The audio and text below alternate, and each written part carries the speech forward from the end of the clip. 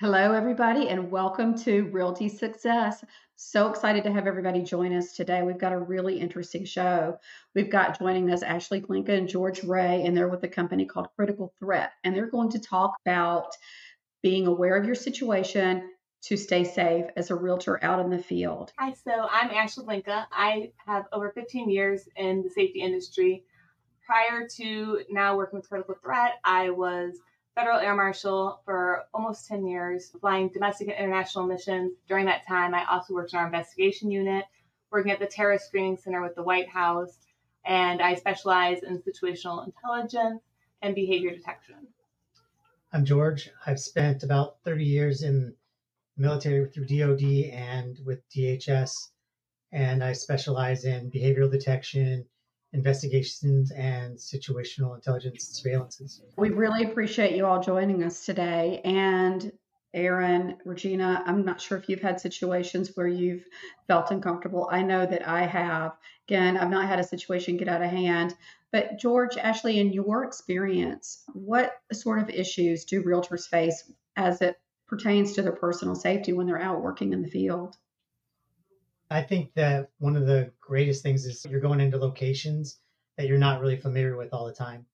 Whether or not it's a commercial real estate and you're going in to show somebody, or if you're going there to sell and you're meeting with a client for the first time, these are all unknowns. And that's one of the key factors in safety and security is eliminating unknowns and becoming more familiar with the area or whatever it might be.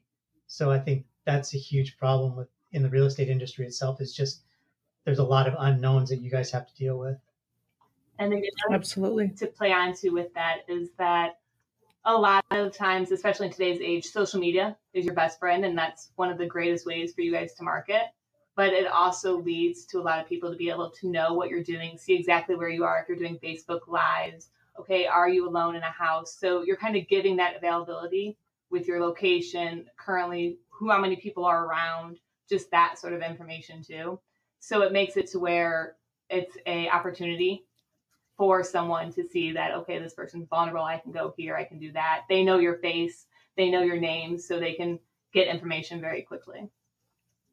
What would be your advice in that situation? Because you're correct. That happens every day to us. If you can pre-record things, make it seem like you're live when you're not there. For companies, for individuals, like when you're posting on social media, yes, we want to be live in the moment.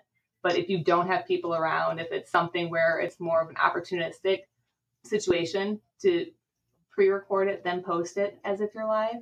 Also, if you can always bring someone with you. I mean, I know in real estate, one of the golden rules, but always having a second person there. So if you can have people in that video, and then if you are doing something alone, just making sure that you really have gone through that checklist in your mind of safety stuff where, all right, doors are locked, like someone knows where I am. I have that information out there. So is there anything you want to add to that one? No, I think that's just a big point, is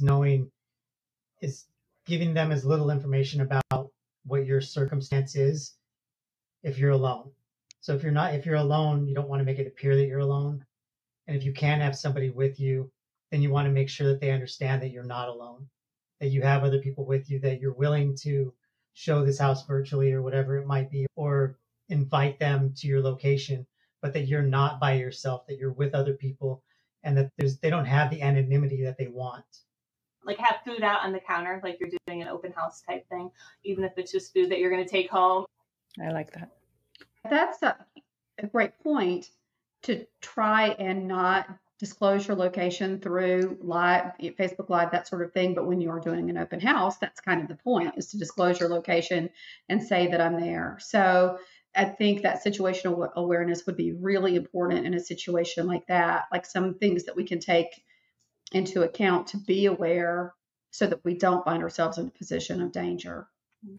So last week I was showing a house, and it wasn't an open house. I was with a client, and so it was just myself and a couple. We're walking through the house, and I heard a noise in the other room. So I went in, and a couple had come into the house, and they said they were driving by and they just wanted to check it out. Did I ask if they were with a realtor? They said no. They didn't look very safe. Mm-hmm. So I asked them if they would mind waiting in the car outside until I was done showing, and then I would be happy to show them. I finished up with my showing, and then I went outside and I called Aaron and I said, hey, here's the situation. Here's where I'm at. And it happens regularly, and we pick up clients that way, but it's just something seemed off. So I went ahead, I talked to them outside, found out what the situation was, felt good about it, and I brought them in. And everything went well. But do you guys have any advice or counsel for maybe a safer way for me to have handled that situation? I mean, I think you handled it perfectly. You removed them from the area and you made them comfortable doing it. So the last thing you want to do is put them on the defense, right? So you don't want to be very blunt with them and tell them, hey, look, it's not your time. You need to go out of here. You know, you were very polite about it. You told them it was your other client's turn to see the house. I'll talk to you later and be happy about it. Moved them into the car, and then you called somebody else to try to help yourself out in the event that you needed it. But one of the things that really caught my attention is you said you felt off with something, right? And that's something that people really need to realize that they can utilize, because understanding the physiological and psychological behaviors of somebody else is what prevents people from becoming injured. If you can see somebody's behaviors and you can separate yourself from them, then the further distance you put between yourself and a threat, the safer you are. And then when you did talk to them, you were able to establish a better relationship with them, understood why they were there, how they got into the situation that they were in, and felt more comfortable, and then brought them into the house to see it.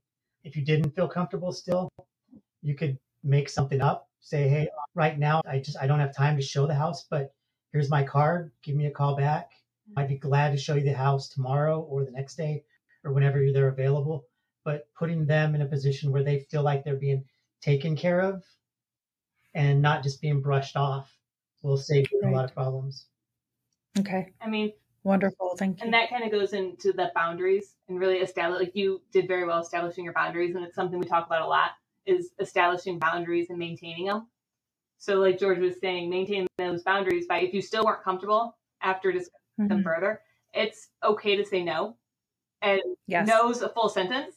Like you don't have to say anything else past that point. But you also, if you say like, no, I can't show this to you right now, and they seem like they're getting agitated and more defensive and you're there alone, like we want you to obviously be safe. So it's okay to say, here's my card, call me, I need to go, and like just walk to your car, pass them off to someone else, another agency, you know, whatever it is kind of, but like, okay, you don't need to respond to them. And it's very hard to get comfortable with that mindset and that you're not going to be everyone's cup of tea. Everyone's not going to like you. You're not going to make them all happy all the time. For sure. And I mean, it's a very hard thing for me, like still. And so it's okay though. That's what I always tell people when we're working, like, it's okay to just say no and walk away. Yeah, perfect. Thank you. It's very good advice. This has been a great topic, and we appreciate everybody being here. We hope you all stay safe, and we'll see you guys here again next week. Thank you so much, everybody. Thank you guys so much. Thank Appreciate you so much. Thank That was you so guys. insightful. Thank you.